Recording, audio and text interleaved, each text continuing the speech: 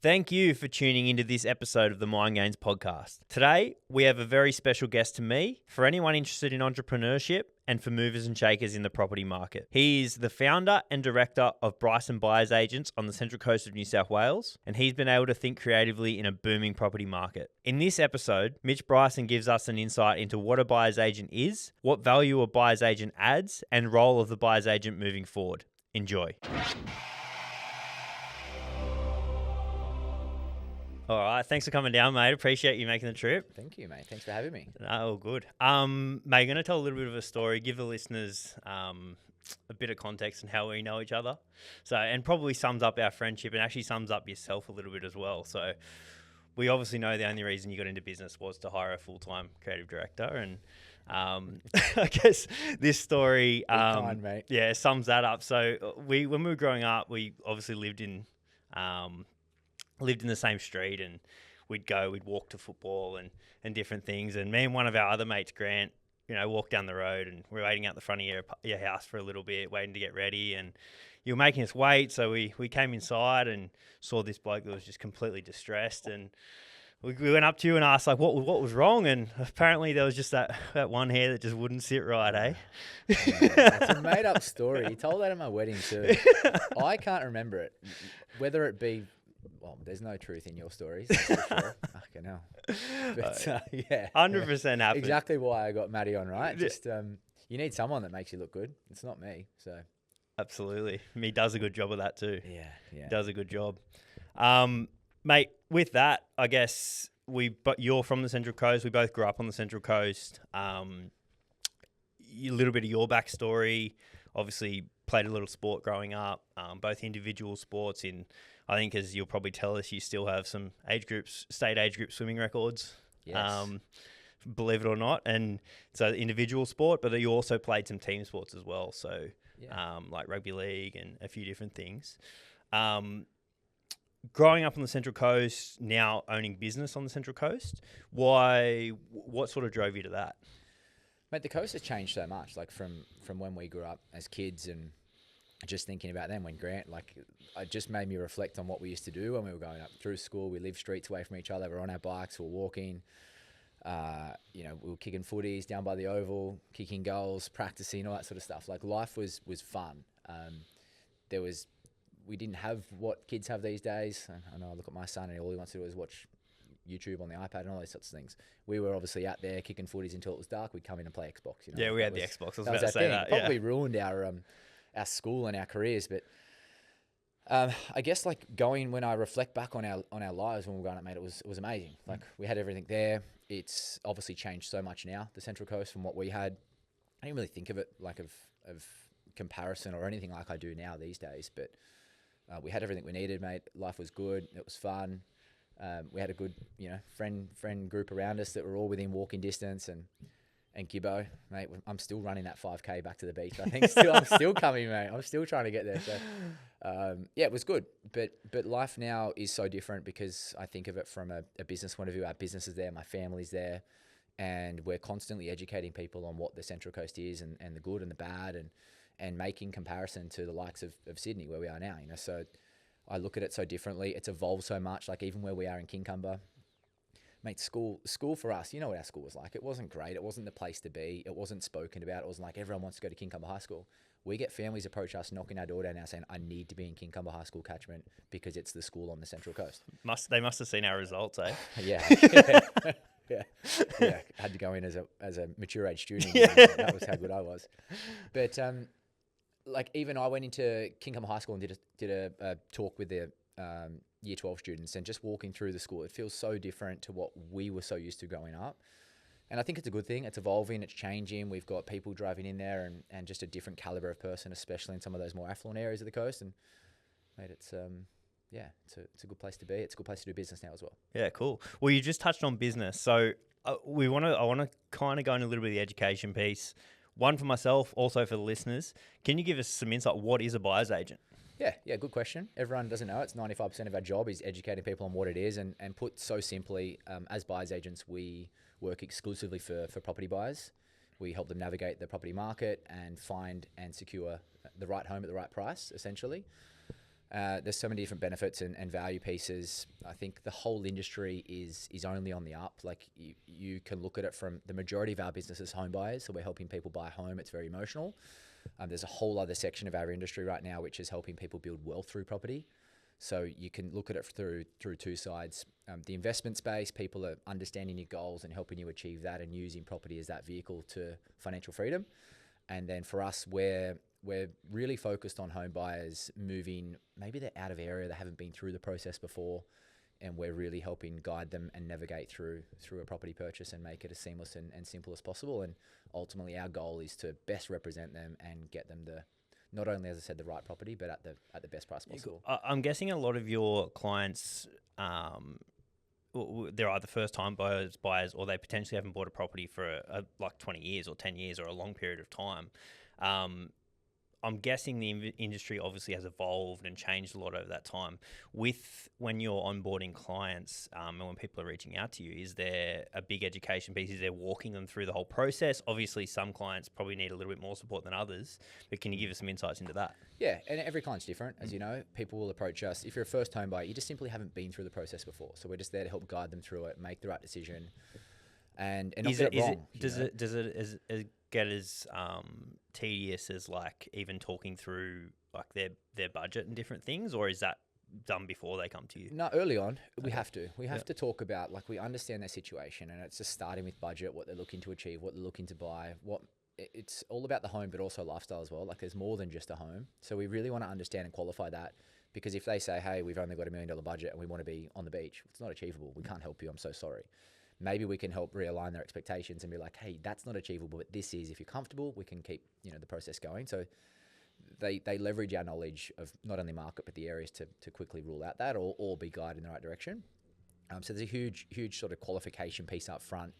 It's like any business. You want to understand if the clients are going to be right for you and you can actually provide value. That's the important thing. Yeah. That's what we're trying to do. But life for people now, and the majority of our clients, like, if you think about our parents, it was so different back then. The culture, there was maybe one income majority of the time when they're buying property. The other was maybe there was a different role in the household. Nowadays, everything's expensive. We know that. To buy a house, to live, cost of living is crazy. If you want to have a lifestyle outside of all of that, you have to have an abundance of money.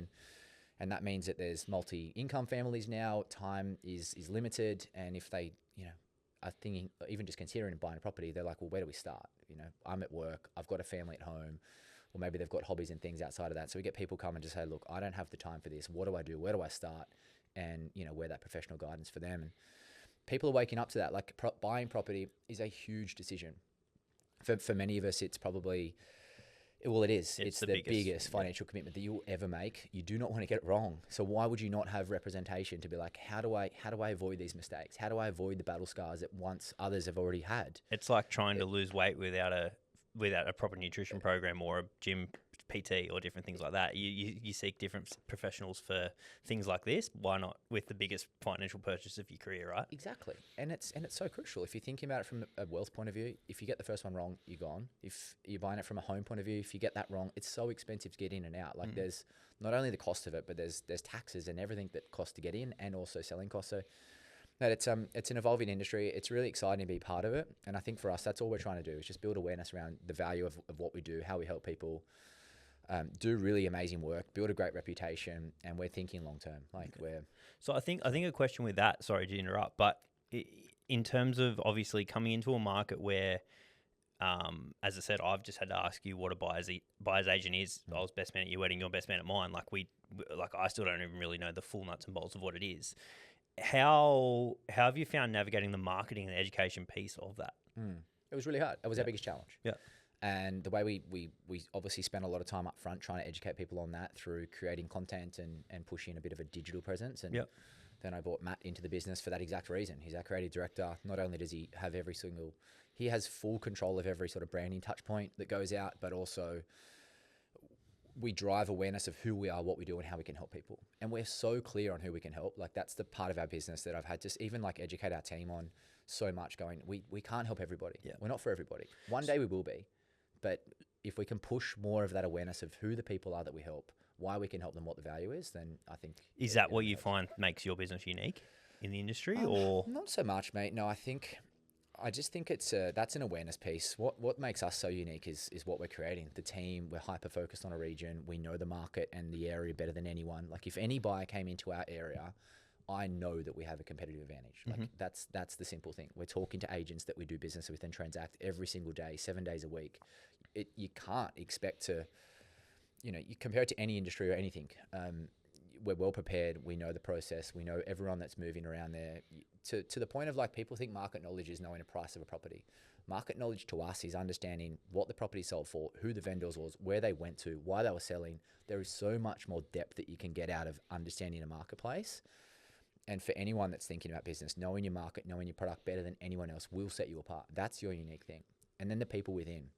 You can't replicate people. You can't replicate the vision. You can't replicate what we do. And that's what's crucial to me, having the right people, creating that culture and all of that combined, focus, working in the market, having people there, I think is our USP really. Yeah, for sure. And I think just off the back of that question, like to give you a little bit of a wrap without pissing in your pocket too much, but I think you've really been able to think proactively and that little bit of creative leadership you're talking about in terms of evolving your team. It hasn't just been like you're going to go hire 10 buyers agents and hope it works. You've got a creative director on board. You've got different people that work in different sectors. So I know you deal on acreage. You have different people that work in different sectors of the coast. You have other different employees in your business. How are you able to I get like, and you essentially not coming from a property background, right? Or essentially a business leadership background either. Like, so where did that come from and how did you navigate that? Good question. I don't know, to be honest with you. Where's it come from? You just like being Some on people camera. have it. Some people have magic, yeah. I've been asked this question before from one of Australia's like leading buyers agents really going, I remember sitting in there and his assistant was like, well, how do you think you're going to do this? And I was like, you know what? I don't know, but some people just have that within them and the magic that they can work it out. You're big thinker, you're visionary, and you sit there and you reflect and you think and you go, what do I need now? And you just do it. And it was something hard. Like I'll give it away. It was Simon Cohen and his assistant at the time. And Simon probably looked at me and go, I get you. So it's one of those things for anyone, I think, that wants to do something big with their life is you don't have to have it all worked out. But if you think creatively and you think, okay, I want to get there, and then you just go, well, what are the steps I've got to take to get there? And action comes into that, like hard work, action, proactiveness, all of those things will get you there. And I think that's just one thing for anyone to know. People that you're looking at their life and going, I want to be like them. They think like us too, like they're like, well, I'm just trying to work it out. Some people just make it up a little bit as they go. Like that's the truth, right? But they have taken immense amount of action over time. They've made mistakes. They don't sit there and dwell and spiral out of control. They accept it, they take accountability and they move. But for property, for me, we're growing up, it was always a passion and an obsession of mine once I sort of got the taste of it. And I knew that I was always going to go that way. So you're always kind of looking at different things in houses. Every house you walk into, you're always like picking apart different things, or not necessarily picking it apart, but like looking at the way they've done certain stuff and things have been, it was just a thing for us. Even like I remember, you and Strongy, me and Strongy were on the phone one day just talking about how we can like make some money out of property and we'll buy that and we'll make it into a 4-bedder. And like it's always been a thing that I always had that itch, and I had to scratch it initially. Like I was in a whole other industry previous to that, as you know, with the environmental management stuff, and I just jumped into it. And when you start a business, anyone that started a business, yourself, like you wear every single hat, which is great. Don't go, oh, it's so hard, poor me. Wear it, and whilst you're doing that, understand every single aspect within your business, and then start to segregate it. You need to really then reflect and go, what am I best at? Where am I spending my time that's actually going to get me to the next level? And then you're starting to create clear roles within. It comes to you as you move. So you wear every hat at the start. Yes, you'll be operations. Yes, you'll be sales and marketing. Yes, you'll be your chief financial officer. And you'll be the CEO. You'll be the visionary officer too. It's okay. Understand every role, understand how to do a little bit about everything, understand where your strengths are, and then play to them. Yep. It's the same thing. You pretty much just answered my next question, which was going to be pretty much how the building that strong and adaptable team after sort of wearing every hat has influenced the business. But I guess how do you navigate the certain levels of value that say different like team members and different things have added to the business? How do you navigate the value? What do you mean by that question, sorry? Like how how have you sort of sat back and gone, okay, the next evolution of my business is to hire X person for X role, and then how is that? And you've been able to see your business grow in a certain different way because there's a lot of nuance to it, right? It's not like you're going to hire someone to film and then automatically your business is going to go. It's like, how does, and I'm sorry I keep using that as an example, but that's kind of something that potentially a lot of businesses don't have, is like a creative director or that marketing side of it. But obviously with the evolution of the world and how big social media is and different things now, a role like that is so crucial in a business, but there is a lot of nuance to it. It's like, okay, how many, it's not just, okay, we're now going to reach 4 million people. It's, there's a slow growth process, and how do you sort of, I guess, navigate that impact? For me, I think of, it's all aligned with goals, where we want to go to, where I want to take it to. And I'm thinking about, do I enjoy doing that part of the process or the business? Or is there someone that's can you bring in an expert? Exactly. And I lean into that. So at the start, it was all about, we've got too many clients that need over servicing. For me, clients are the most important thing within any business. If you forget what got you there, you're going to fail in business, basically. So it's early on, I was like, okay, I need more people just like me that are here to over service clients, get them amazing outcomes. They then go and tell their friends and they become our salesperson, right? Like, that was how I sort of lent into it at the start. We got to a point where I was like, okay, we could probably deal with some more business now. How do we generate more? And you think and you go, right, what have I got to do for that? It's either me talking to the camera or me creating more content. It's me going and banging on doors. It's you doing one-to-one. So there's so many different ways you can prospect for business if you're thinking about it. And that's when the role of Matt came in. So it's like, okay, well, how do we reach more people? It's creative direction. It's content constantly. It's aligned with brand and feeling and all those sorts of things, because yes, people can film themselves on an iPhone. I think it's great for some businesses, and it's great for if you've got e-com or if you're trying to reach like a platform like TikTok. That's perfect. For us, we know our brand, we know who we want to reach, and we sort of, the value of our services is for a certain person. So it was something that was it's not tough. Like in business, you have to be so committed to spending money. The whole saying, spend money to make money. You have to know allocate resources. And Matty, like when I brought him in, traditionally, people like Matt's role will be tied to a revenue target, or they'll be tied to something like that. And Matt will tell you from the start, I wanted nothing to do with a revenue target. I wanted that role to be fully committed from us to go, we're growing something for the future here. Yeah. It's not and that's, I guess, what my question was too. Yeah. It's not about growing of course, if you do the things repetitively over time, like anything, your business will grow. But that was the allocation there. I was so lucky then to have someone the operations of business you've brought in from someone you and kids. Exactly. Yeah. Well. Like Matt was the first person that I sat with when we started the business. He was the first coffee, and I said, Matt, I've got this ideology. I want to create it. This is what I want. What do we do? And he was the first guy. And working with him, I went around and tested some other guys like Chris Flaxman, captured Callum Davison, like some other guys that we were doing business with and were doing videos with essentially. And they just don't have the same feeling because their business is different. They need volume and movements. And Matt was so good with the team, natural to talk to, easy to work with. And Matt came over a conversation with D. D's so good, right? Life partner. If you need someone, it's them. We're like, we just need Matty. I just texted him and said, Matty, what's it going to take for you to come to our business? And that was it. That's how simple it is sometimes. That's a proactive approach too, to go, you need to be visionary. If you're growing a business, you need to think, who's that person? Who's perfect? And how do I get them? Not, oh, I have this problem now. I've got too many clients to service, or I don't have enough marketing. Let's go and put an advertisement on Seek. If you're a small business, it's not going to do well for you. Yeah, I feel anyway. Not organic. It's your business will only be as good as the people within. Yeah.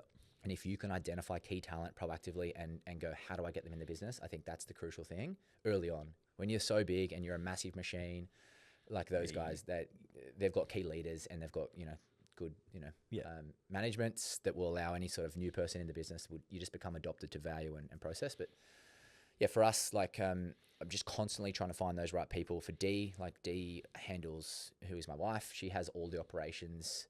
But she dabbles with a little bit of stuff as well. Like she handles all the financials. She does a bit of, really, she's a marketing coordinator, if you call her that. All of the copy and all of the planning of anything that goes out is her.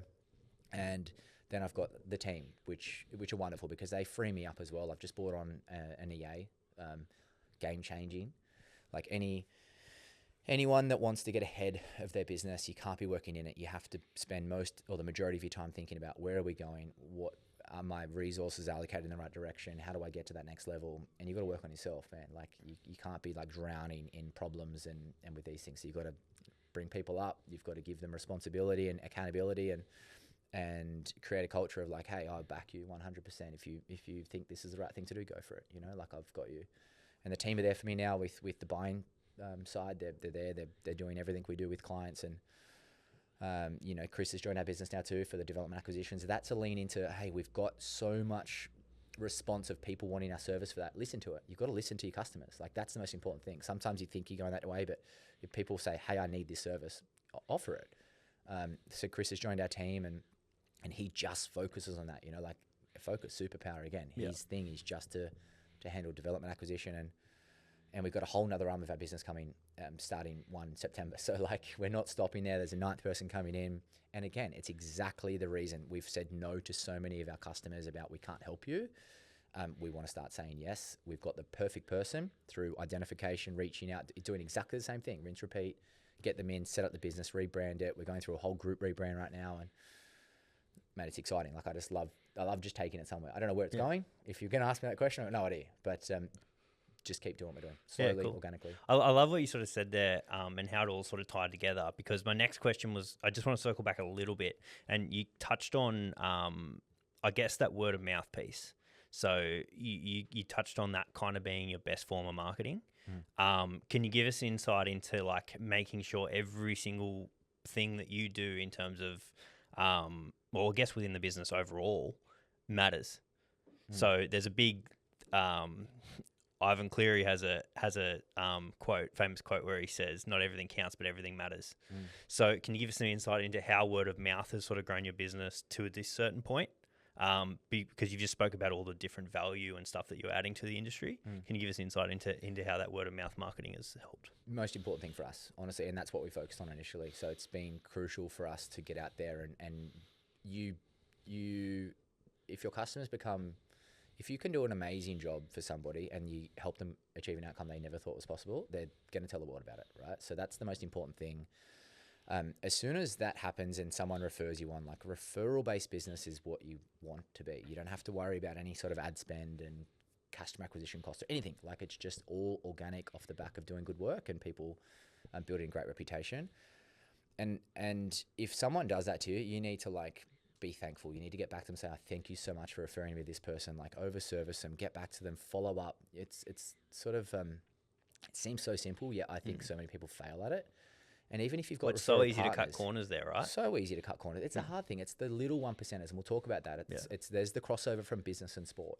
It's the little things that matter most, and it's the things that you probably think about and going, "Oh, it's not really making that much of an impact," but it is. Like if you have a referral partner that refers you to someone, you follow up, you keep them updated with how you're progressing. You let them know that if you've onboarded them as a client or not. You let them know if you've successfully purchased. Like you thank them, you send them something to say thank you.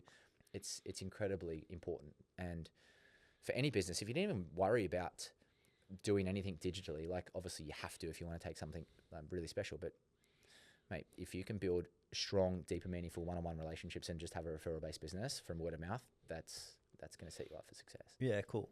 And then you've just touched on that as well, so it's a great little segue. But I really want to touch on what lessons and different things in mindset you've taken from sport into business. So I know this was when we talked a little bit off air.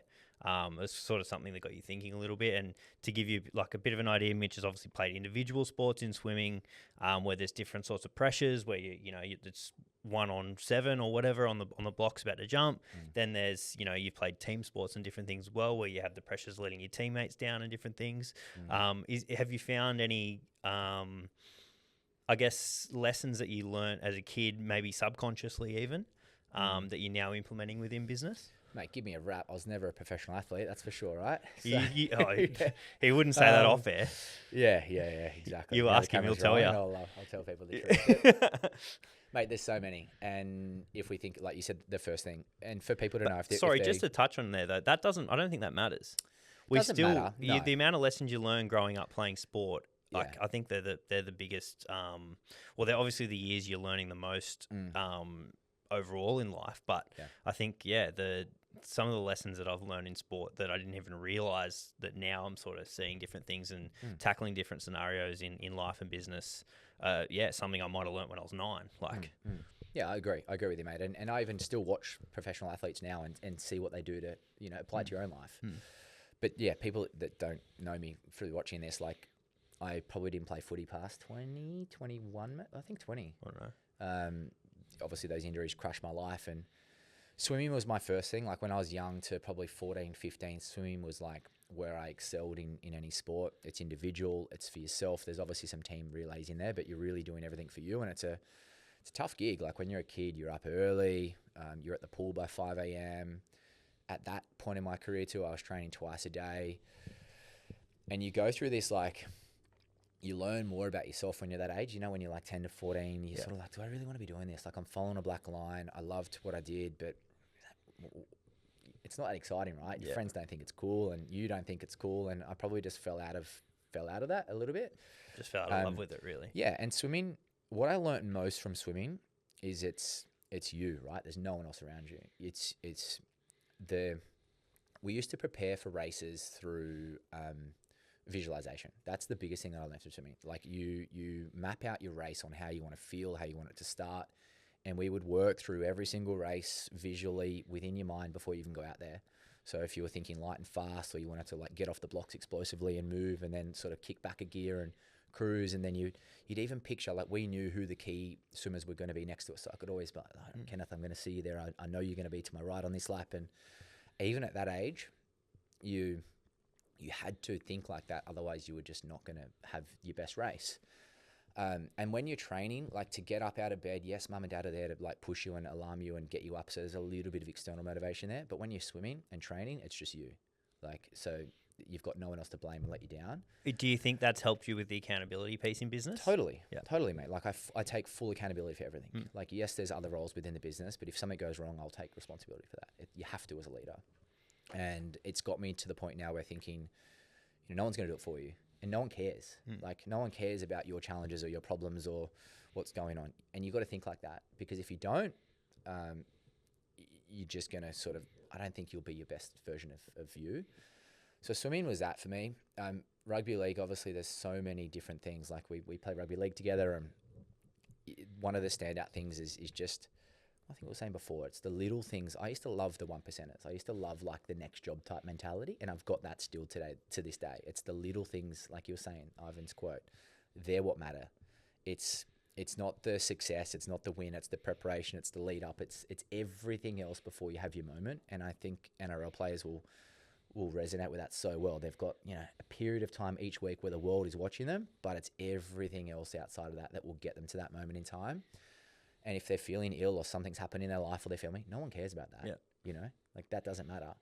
And for me, it's like taking that mentality of the little things and the 1%ers and just doing them and compounding good days will lead to a great life for us and a good business. And the other key thing there, mate, is obviously culture. Like, team sports, it's not about you. So swimming is so different to footy. Like, you're in a team, you have a coach, you're all working together.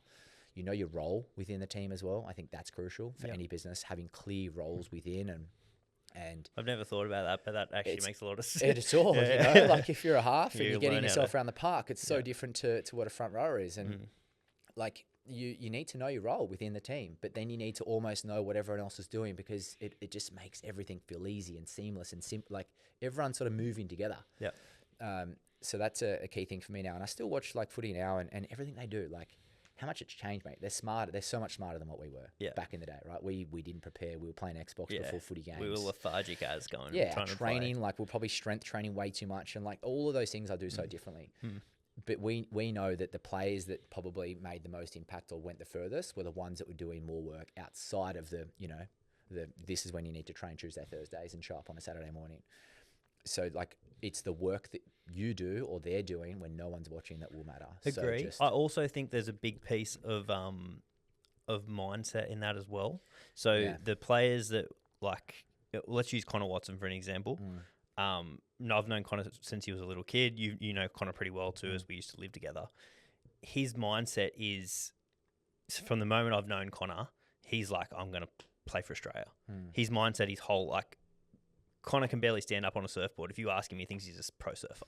So and yes, there is so much work that goes unseen that Connor's done, but I think that mindset of just like believing in yourself, and that's what you've got with business as well. Like you back yourself to the hills, and I think that's a big piece of it as well. Yeah, true. Self-belief. Yeah. But he's probably got doubts, right? Yeah. Well, I think it's interesting you say that. Like he probably thinks it, says it, and then by saying it, he's then got to take action. So there's like this like process or sequence that happens. A few people are like that. So yeah, potentially. There you go. I'm sure he's fighting demons inside as well, though. Yeah. We all have it. We all have self-limiting beliefs, self-doubt. It creeps in. It's natural, but you've got to overcome that. And that's that mindset piece. For sure. Well, just to once again, like, and I'm going to tie a couple of things in here. You kind of spoke about injuries that you had.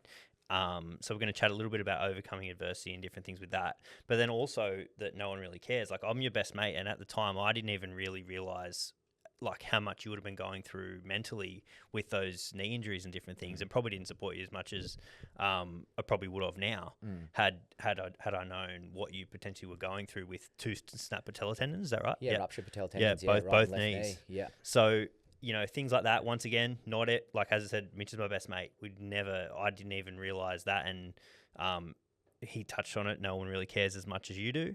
But then also, overcoming that adversity, that's obviously a sport-related adversity. How has lessons from those injuries taught you that you've been able to implement into business now in different, like you've obviously had adversity within business as well. Can you give maybe an example of that, and then how you've kind of shifted your mindset and been able to become a little bit more resilient, I suppose? On the knee, that's a great example, right? The knees. So early in my life, late teens, all I was doing was thinking, how do I play professional rugby league? That's all I was doing, right? I was on a tangent. I was pushing, training, doing everything. Then that first knee injury happened, which was a ruptured patella tendon. I think it was about 18. Yeah, you're playing first grade. Playing first grade, yeah. First grade. Was it a semi-final at a Rimba Oval? I remember playing it, and it pops so easily. So I always had knee pains. You know, when you're younger, push through. It's okay. You'll grow out of it. And then that tendon popped. And I can still remember, mate, like thinking back then, all I wanted was to play professional rugby league at that moment in my life. And I thought it was over, right? So you think, fuck, this is the worst thing that's ever happened to me. Looking back on it now, what I've learned from those situations is you change the perspective. It's the best or worst thing that's ever happened to you. At that moment in time, I thought it was the worst thing. Looking back, it's probably the best thing because it realigned my path and my career, my thought to going, I was probably never really going to make NRL. Like, you know, if looking back then, I thought you could. Self-belief, sure. But looking back on it now, chances of getting there, slim to none. And if I didn't have that injury at the time, I wouldn't have thought, well, what am I going to go and study now? How am I going to get my life on track and actually make a career of this? How am I going to, sport's not for me. What do I do next? And I've taken that mindset into everything. Everything that happens to me, I don't go, oh, why is it me? It's like, okay, well, let's listen to this. Why does it happen? And it's either a realignment, or I can just shift it and say, it's happened. What can I learn from it? And let's go. So it's that mentality of best or worst thing. That moment in time, it'll feel like the worst thing ever. Looking Best of back times on it, and the worst of times, it's the right? best, yeah. And you'll actually be thankful for that happening.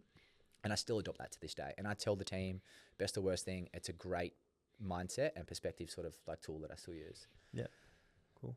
Well, in terms of, can you give us an example of potentially some adversity you've overcome in business, where you've implemented that mindset? Man, it happens every day. Like I can't give you like a standout. Just think in business, anyone will know you are constantly eating hand grenades and fighting fires, and you need to sort of have a look at it quickly, stay calm, and go, okay, what's the worst thing that could happen here? Is it going to impact the business, the reputation? And you're sort of in those situations all the time. So I think a lot of what we've learnt over time allows us to handle those situations really calmly.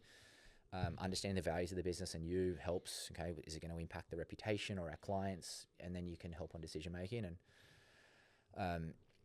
it's hard to pinpoint one exact thing for the business. Like you're learning every day. Like if you think you got it nailed or things are going smoothly, just wait. And every level that you go to within the business, you're going to have bigger challenges. People think money solves problems. It doesn't. It creates more.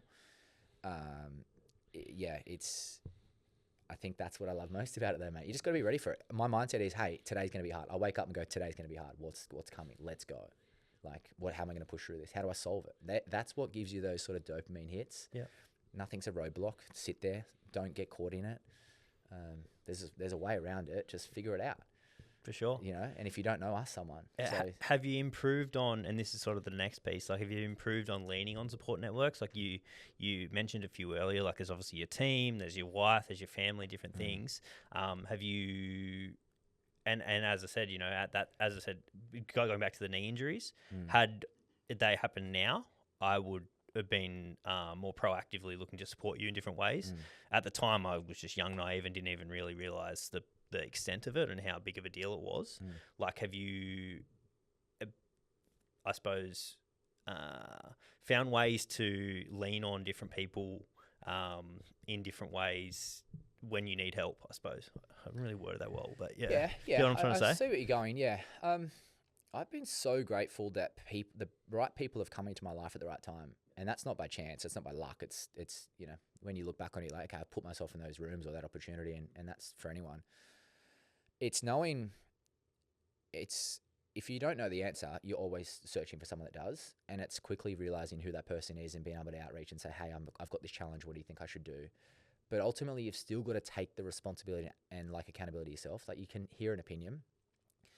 I don't have any, I call them mentors. Like, I've never... Yeah, that was my next question. Do you have mentors, and how do you lean on them? I have mentors, yes.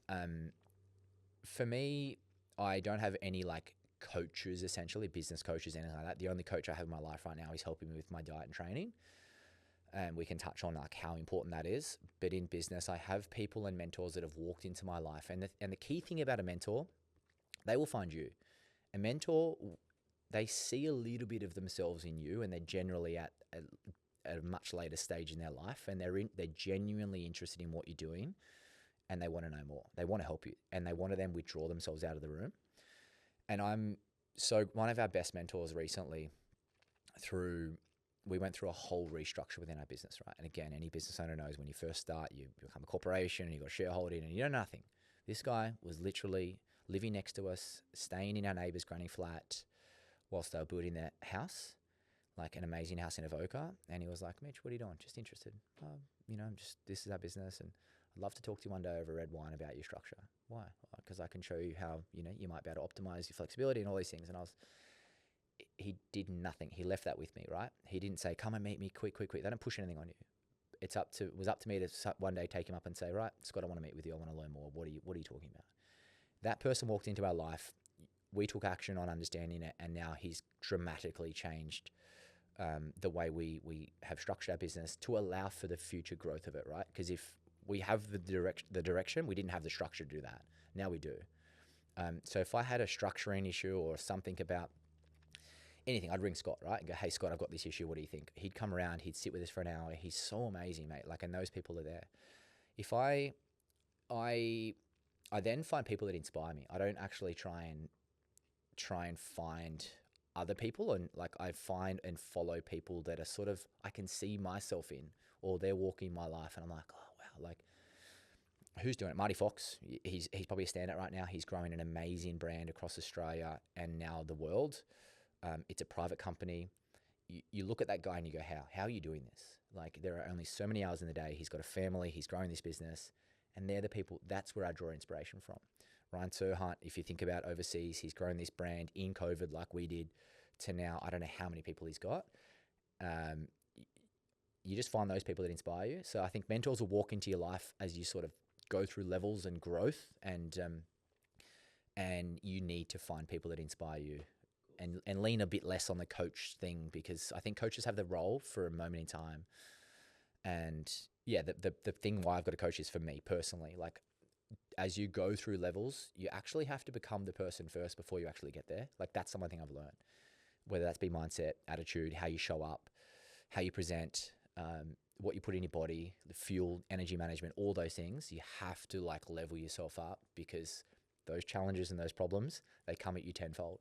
You think life gets easier, or, oh, great, I've got money to solve this. Sure, you do. But those problems and the waitings and the anxiety and it just compounds you. So that's where I think about it two ways. You've got business and you've got yourself, and you've really got to, I knew that I don't know diet, I don't know training, and we know a little bit, but I just want someone, and you almost want to simplify your life too. I don't want decision fatigue. I've got enough in the business to worry about making key decisions at times, and I need to have the most capacity I can. when I'm thinking about myself, I just sort of want to be told a bit of direction and be like, hey, what do I need to eat? Tell me, and I'll just stick to it 10 out of 10.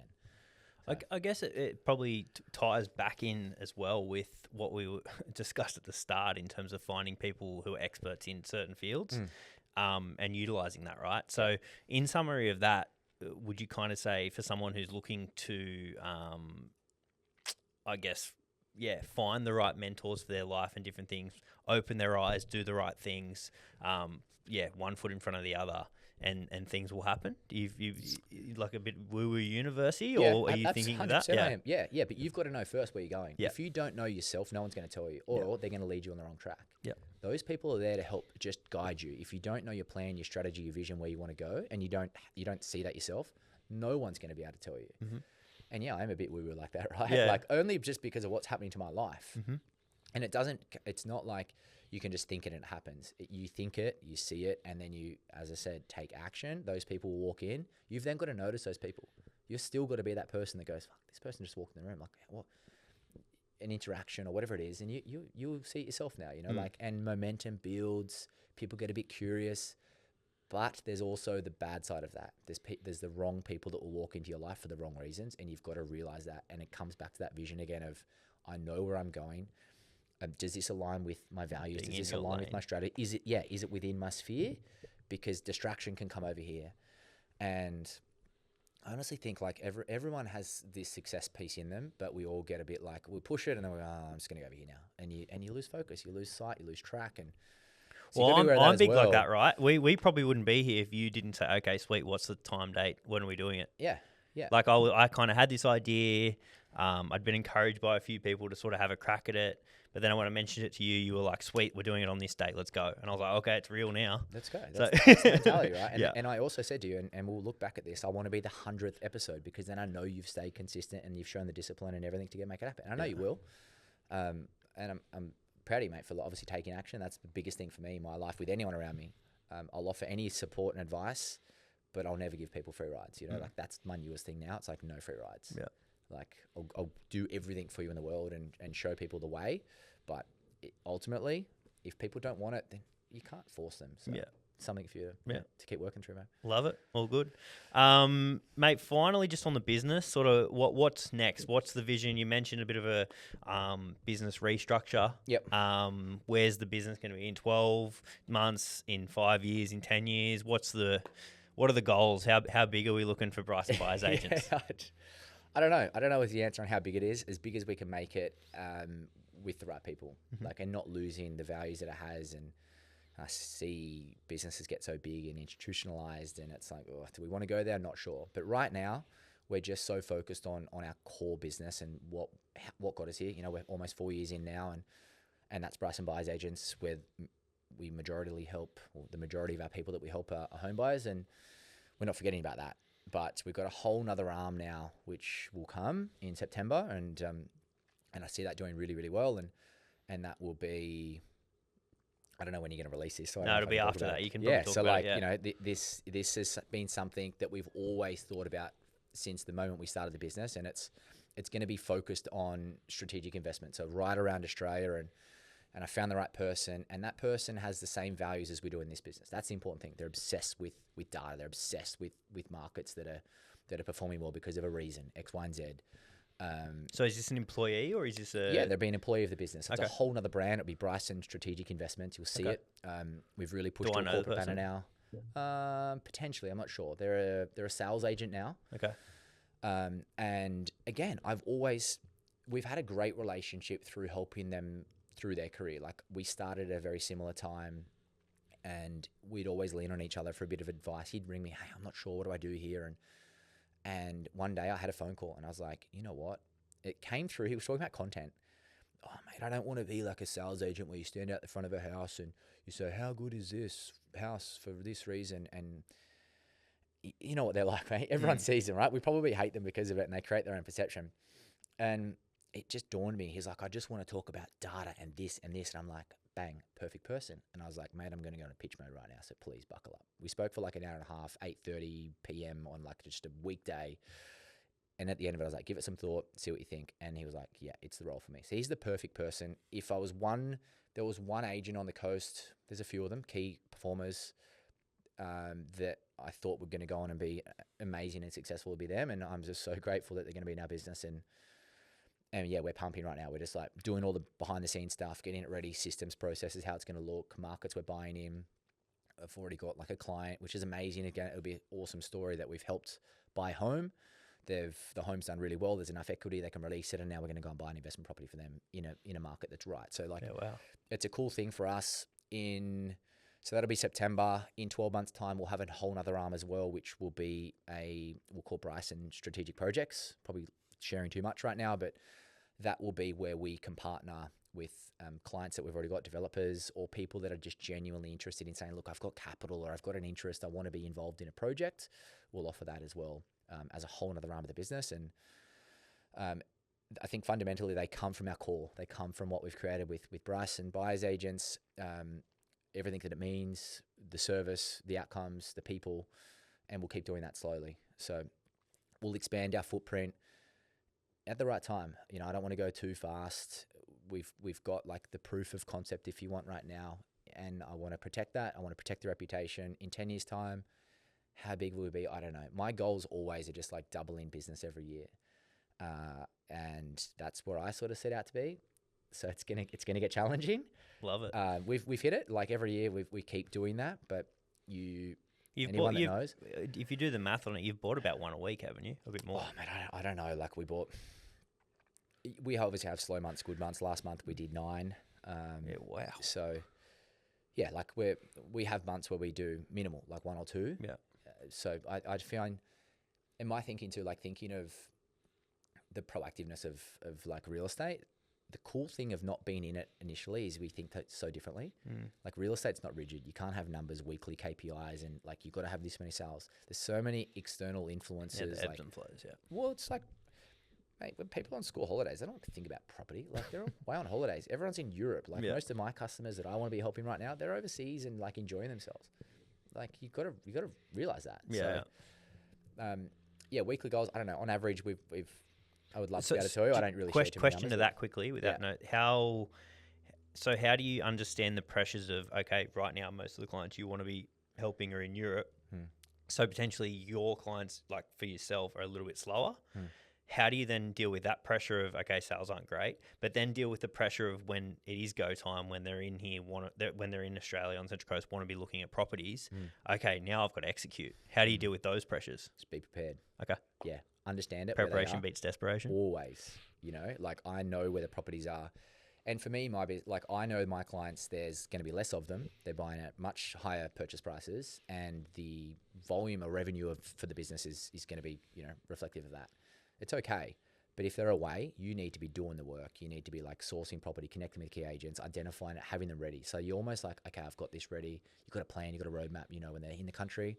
Like I just had a client fly over from Singapore for a week, and we had everything mapped out to like thoughtful. And I was saying to them, like, it was amazing. They stood on the driveway at the last property. We went back for a second time because that's probably going to be like the one they'll make a move on.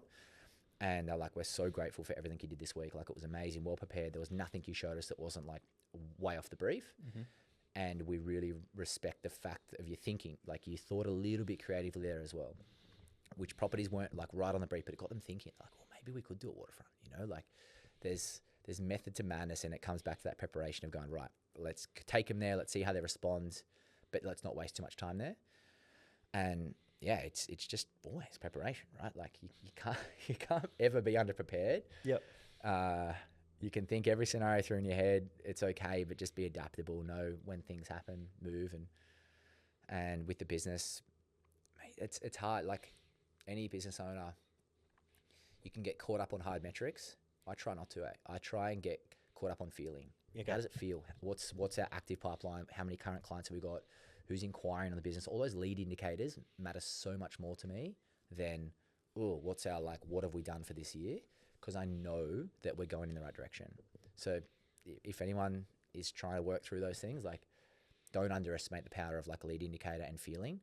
If you're getting a lot more inquiry or people, that conversation, all of those things are really good. So it's not just all about sales. It's like the forward thinking is where my head's at 95% of the time. All of the other stuff will take care of itself. If you have the right people and the right processes, we'll be fine. Yeah, cool. Did you want to quickly touch on, you touched a little bit on your coach with your health and fitness and how that's kind of impacted your business? Yeah. I guess bringing someone on board to, I guess, clear the mind, someone who's an expert in that field, and how taking care of that part of your life. I know you were 6 months sober, I believe, at the start of the year. I believe you're sober again now. Yep. Back sober again. Yep. Yeah. And not that you're an alcoholic, even though some people might have called us that when we were younger. Like it wasn't necessarily about that. It was just how you being able to hyper focus your life on, I guess, healthy and positive things have been able to impact the business as well. Did you want to touch on that quickly? Yeah, sure. Yeah. It's crucial. Like if you want to achieve incredible things, you have to become that person, like I was saying to you, and you have to become that first.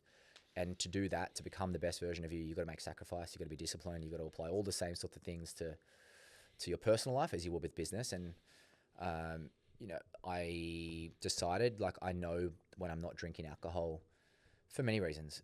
You're clearer in the mind, you have better energy, we're not wasting any time, my eating's better, naturally then you feel better, and my output and creative thinking, all those things are just so much better. So I was like, well, okay, I'm going to make that choice because I know that's the sacrifice I got to make if I want to get to that next level.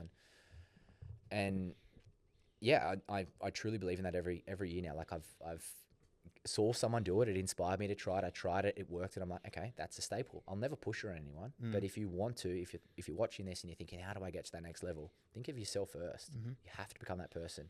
Mental resilience, energy output. It's not about grind. It's not like people think, oh, I've just got to work from sun up to sundown and beyond. Yeah, you probably do have to do a little bit of it, but you have to do it every single day.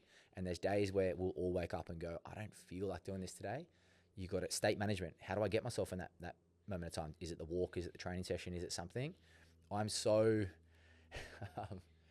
there are some people that love rigid planned life. Yeah. You know me. Yeah. I flow, mate. I listen. He's never turned up on time in his life.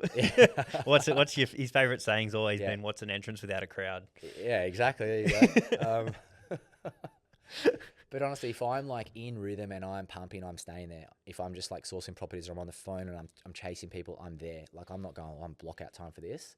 Do that. I don't train every morning at 5 a.m. I'm not like a 5 a.m. club. I love to wake up with my son.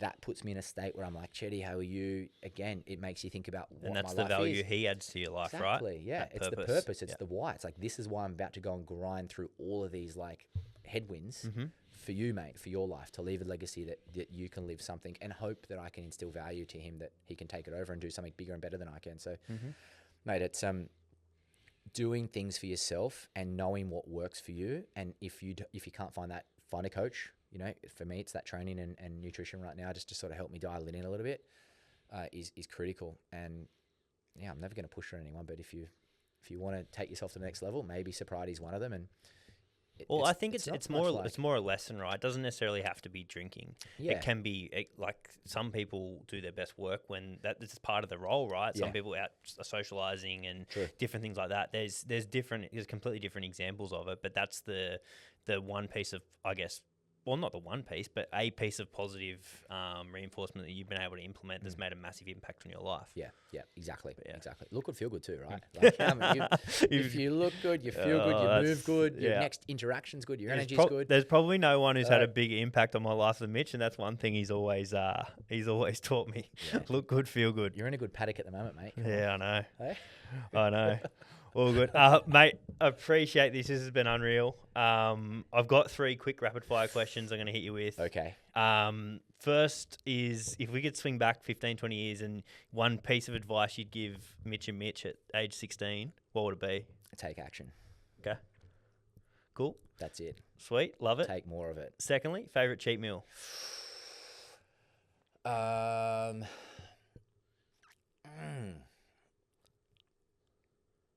just love pizza and pasta, mate, probably. Something like that. Good like pizza, good pasta. Yeah, that's probably me. Nice. Yeah, all good. Carb heavy. And I'm going to frame this as your dream golf foursome. So dead or alive, 3 people to play golf with. It could be dinner, it could be lunch, it could be golf, but what's your dream golf foursome? Um, Yourself and 3 others, obviously. Yeah, I love Joey Johns because he just imagine the yarn over golf with him, just about his life. Safe space, the golf course. Tells me as many stories as you want. He'd be definitely one. Thank you, Joey. 2.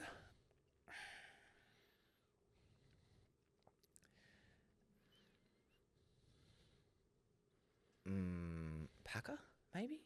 Kerry. Yeah, have to be Kerry. Yeah.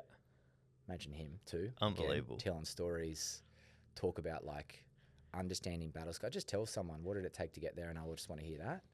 Knowing you two would end up on the 9th green and end up flying to like New York or something and go and buy a house in Manhattan. I love that. Mid golf action, game, right? Like this is the me thing. and Joey would be sitting there making our putts, going, "Where'd those two go?" What? You're not in my team, No, mate. I'm the caddy. I'm the caddy. Okay, right. Yeah. I'm Kerry's caddy. You're the cameraman. And then the 3rd for me, I'd love just like a polished sportsman that was way out, like a Roger Federer, Tiger Woods, like someone like that. I know Tiger's probably not that polished, but someone like that for me, I probably can't put it down to. If I was to pick one, you're probably going to pick Tiger, wouldn't you? Well, yes, but you know what I loved about those answers is Kerry obviously had a big impact in Australian sport. The other two are sports people. You, at the start of this conversation, we kind of discussed, the parallels between sport and business, and that sort of shows you there. You're, without even knowing, they're kind of your idols in. I know we're talking about golf, but the people that you look up to in certain ways of your life, and that's kind of, I guess, showing that parallel between sport and business. There you go. Didn't think of it like that. Cool. Just interesting people, right? Imagine the stories. So. Absolutely. Mate, thank you very much for coming on today. Where can the listeners find you? Mate, thank you for having me. I appreciate the seat on the sofa, which I probably didn't deserve. But if anyone wants to reach out, just Google Bryson Buyers Agents. We're brysonba.com.au. My details are there. Otherwise, if you're on Instagram, Bryson Buyers Agents, we're very active there as well. So just feel free to send a DM. Mate, you're welcome anytime. Guys, thank you very much for listening. Mitch's details will be in the show notes, and we'll see you next time. Thanks.